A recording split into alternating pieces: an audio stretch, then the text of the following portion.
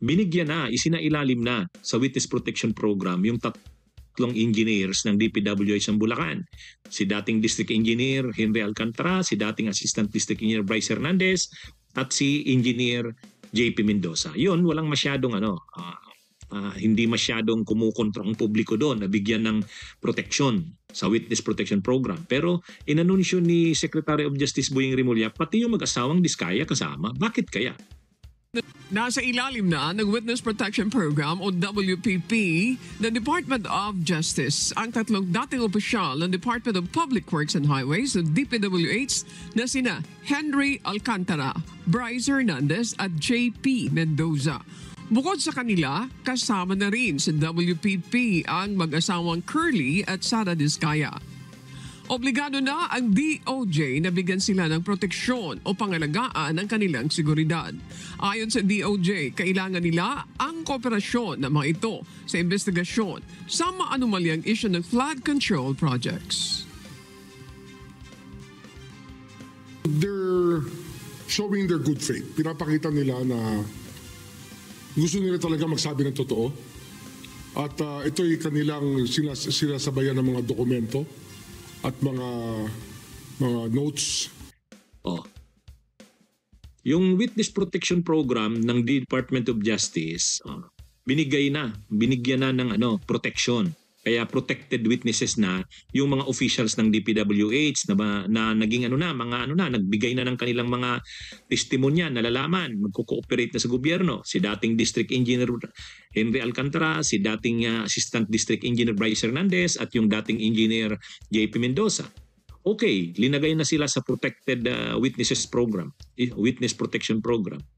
Pero ang nakakuha ng atensyon ng marami at napataas ang kilay, bakit pati yung mag-asawang Diskaya ay kasama? Yun ang tanong. Ano kayang dahilan? Ako sa tingin ko, baka naman ang gustong mangyari dyan ni Rimulya, may magamit sila Diskaya doon sa mga kasi mahihirapan ding i-prosecute yung iba. Halimbawa yung mga kongresista, hindi naman alam yun nila Alcantara, nila Bryce Hernandez, pero yung mag-asawang Diskaya ang nakakaalam noon sa mga kongresista. Pangalawa, ang paliwanag yata, ang Witness Protection Program kasi hindi lang naman yung state witness, mayroon din namang sa ilalim ng state na ng Witness Protection Program na protected witness ka pero hindi bilang state witness.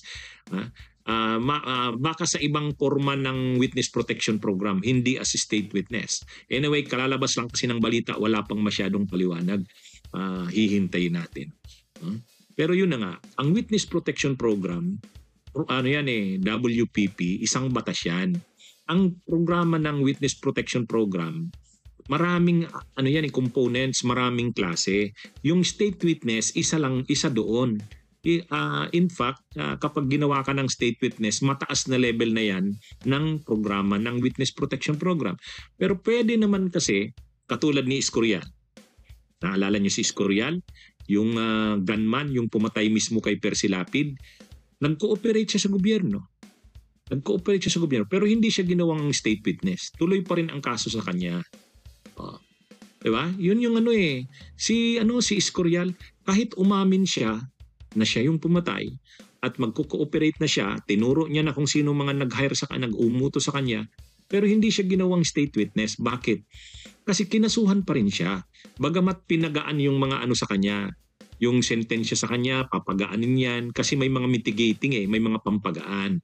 Mag-a-apply sa kanya yon at protektado pa rin siya ng gobyerno.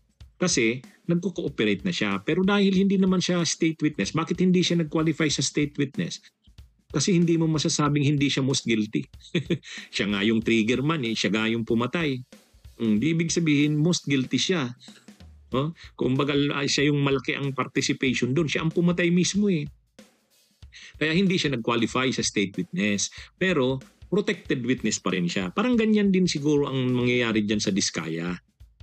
Ewan natin pero ako ganun pagkakaalam ko. Pwedeng protected witness sila para yung security nila mapangalagaan pero hindi sila state witness. Tuloy pa rin ang kaso sa kanila. Hindi ko alam doon sa tatlong officials ng DPWH, kila Alcantara, kila Hernandez at kila Mendoza. Baka state witness sila. Iba-ibang ang klase kasi ang witness protection program. May iba-ibang level yan eh. Hindi lahat dyan state witness. Mayroong iba't ibang level. Katulad nga nung kay Escorial, in-example ko na, under siya sa witness protection program, kaya protected witness, pero hindi naman naging state witness. Tumulong siya sa gobyerno, tinanggap naman ng gobyerno, pero tuloy pa rin ang kaso sa kanya kasi hindi siya magka-qualify kasi hindi siya masasabing hindi most guilty. Ay most guilty siya kasi siya yung trigger man eh. Anyway, abangan natin ang mas maliwanag at mas kumpletong paliwanag niyan, detalye niyan, galing mismo kila Secretary of Justice Boying Rimulya. Pero sa ngayon, yan po ang balita. Marami lang kasi ang napapataas ang kilay, bakit pumayag si Secretary of Justice Boying Rimulya na gawing sa ilalim sa Witness Protection Program ang mag-asawang Diskaya. Kung pagiging state witness kasi hindi ka nakakasuhan, mukhang doon kailangan mo talagang ibalik yung mga ninakaw mong yaman. Pero kung protected witness lang, mukhang baka ganun yung compromise silang ginawa dyan. Okay, kakasuhan ka pa rin namin kasi hindi ka naman state witness. Parang katulad nga kay Escorial. Pero protektahan ka ng gobyerno, bibigyan ka ng protection. Yun yung ano. Ang isa pa sigurong ano dyan, para matigil na si Marcoleta. Para matigil na kasi ang gulo-gulo ni Marcoleta eh. Sobrang pagtatanggol kay Diskaya. Pero hindi naman ginawang state witness yata. Anyway, hintayin natin ang mas komprehensibo at totoong paliwanag niyan ni Secretary of Justice Boying Rimulya. Bunyog, bunyog, halikan na kasama ka. Bunyog, kapag buklod ay may pag-asa. Luzon, Visayas, Mindanao, isa ang pananaw. Sa bagong Pilipinas ang bunyog isisigaw. Bunyog.